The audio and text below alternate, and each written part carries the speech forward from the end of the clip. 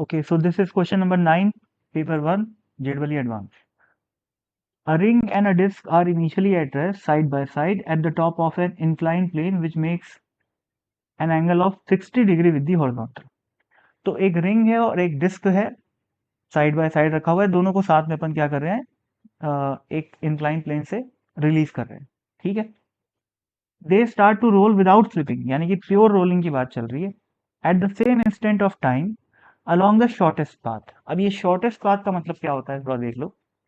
जैसे मान लो ये वो डायग्राम है, अब इसको अगर मैं यहाँ से देखूंगा, ठीक है, एक आदमी मान लो जो यहाँ से देख रहा है राइट साइड से, तो उसको ये इंक्लाइन प्लेन ऐसा दिखाई देगा, जिसमें यहाँ पर एक बॉल रखी हुई है, ऐसे गिरेगी वो, ठीक है। तो ये जो रास्ता है वो शॉर्टेस्ट पाथ है। सोचो, बॉल ऐसे भी तो गिर सकती है, तो फिर ये शॉर्टेस्ट पाथ होगा क्या? नहीं होगा, ठीक है।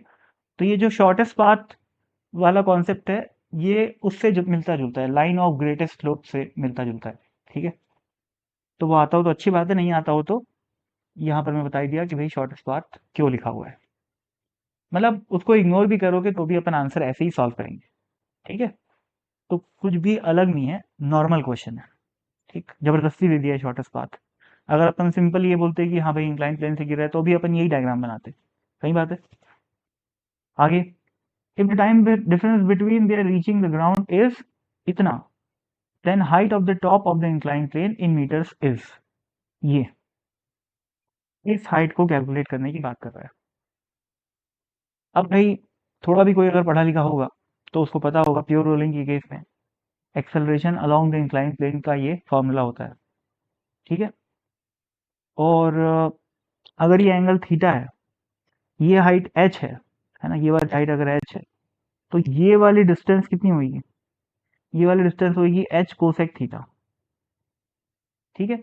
तो इस एक्सेलरेशन के साथ इतना डिस्टेंस ट्रैवल करना है और इनिशियल स्पीड 0 है, तो क्या लिखूंगा, ut plus half at square.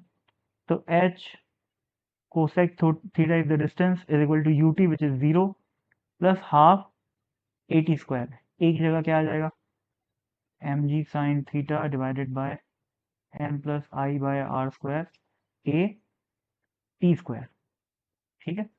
तो इससे t की वैल्यू क्या निकल के आ रही है, h cosec theta 2 divided by mg sin theta, और यहाँ पर m plus I by r square आएगा और पूरे का अंडर रूट लग जाएगा। तो ये बेसिकली टाइम का फॉर्मूला हो गया। अब इसको याद करने की कोई ज़रूरत नहीं है ना, केवल एक इस पूरे इंक्लाइन मोशन वाले जो pure rolling on incline plane वाला टॉपिक होता है, उसमें केवल एक फॉर्मूला याद कर लो तो काम चल जाता है, वो ये है, ठीक है। वैसे तो फोर्स का भी फॉर्मूला होता है, मतलब और कुछ नहीं देखना है ना, बस ये देखना है। अभी देखो भाई, अब यहाँ पर दो चीजें हैं, एक तो रिंग है और एक तो डिस्क है। अब डिस्क और रिंग में किसका मोमेंट ऑफ इनर्शिया ज्यादा होता है? रिंग का ज्यादा होता है, ठीक है। तो यहाँ पर क्या दिख रहा है, टी और आई एक दूसरे को कॉम्प्लीमेंट कर रहे हैं। मतलब टी अगर अगर आई बढ़ेगा तो टाइम भी बढ़ेगा, ठीक है। यानी कि रिंग लेट से पहुंचेगा और जो डिस्क है उसका moment of inertia m r square by 2 होता है, तो उसको कम टाइम लगेगा नीचे पहुंचने में। तो ज्यादा समय किसको लग रहा है, रिंग को। तो रिंग के टाइम को मैं मान लेता हूँ t1 और डिस्क के टाइम को मैं t2 मान लेता हूँ, और इन दोनों का डिफरेंस अपने को दिया हुआ है ये 2 minus root three by root 10, ठीक है। अब देखो भाई, यहाँ पर t1 की वैल्यू, यानी कि रिंग के लिए बात चल रही है, ठीक है। तो क्या आ जाएगा यहाँ पर m प्लस, रिंग के लिए इस i की वैल्यू क्या होती है, m r square.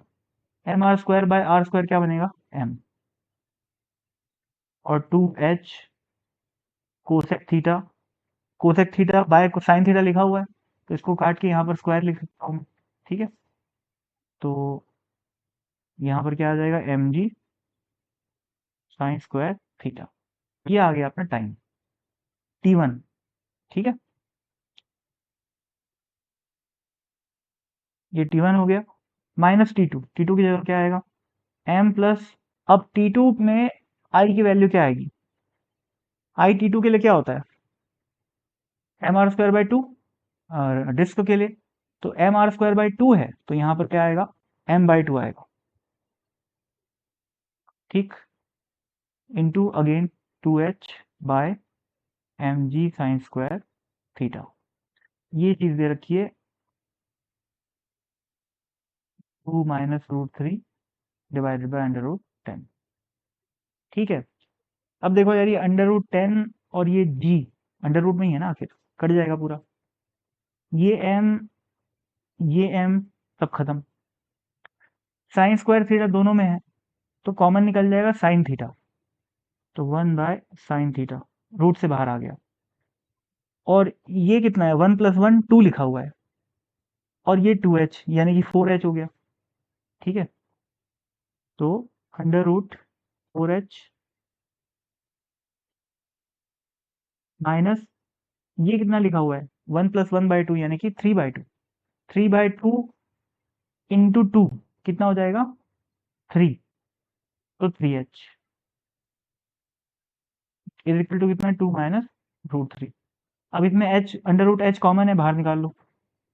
Under root h बाहर निकालूंगा, बाय साइन थीटा है, तो यहाँ क्या बचेगा, under root 4 minus under root 3, 2 minus under root 3, जो कि यहाँ पर भी लिखा हुआ है, तो कैंसिल हो जाएगा, केवल h बचा और यहाँ पर 1 आ गया। ठीक है, तो अंडर रूट h की वैल्यू क्या आ गई, साइन थीटा, तो h की वैल्यू क्या आ गई, साइन स्क्वायर थीटा, यानी कि साइन स्क्वायर 60, बोले तो रूट 3 डिवाइडेड बाय 2 का स्क्वायर, यानी कि 3/4, कितना हो गया, 0.75। तो 0.75 metre is the height of the incline plane, ये इस क्वेश्चन का आंसर। ठीक है, तो सिंपल क्वेश्चन है। अब ये फॉर्मूला अगर नहीं आता है, अगर एग्जाम में ये फॉर्मूला याद नहीं आ रहा है, तो इसको डिराइव भी किया जा सकता है, कोई दिक्कत नहीं है, पर उसमें टाइम लगेगा। कैसे डिराइव होगा ये, फोर्स की इक्वेशन लिखेंगे, force is equal to mass into acceleration इस डायरेक्शन में, torque is equal to mass into sorry I into alpha लिखेंगे, तो उससे ही चीज़ आ जाती है, तो वो कोई बड़ी चीज़ नहीं है, क्लास में करवाया जाता है ये सारा डेरिवेशन, किसी भी स्टैंडर्ड किताब में भी मिल जाएगा वो। ठीक है, तो थैंक यू सो मच।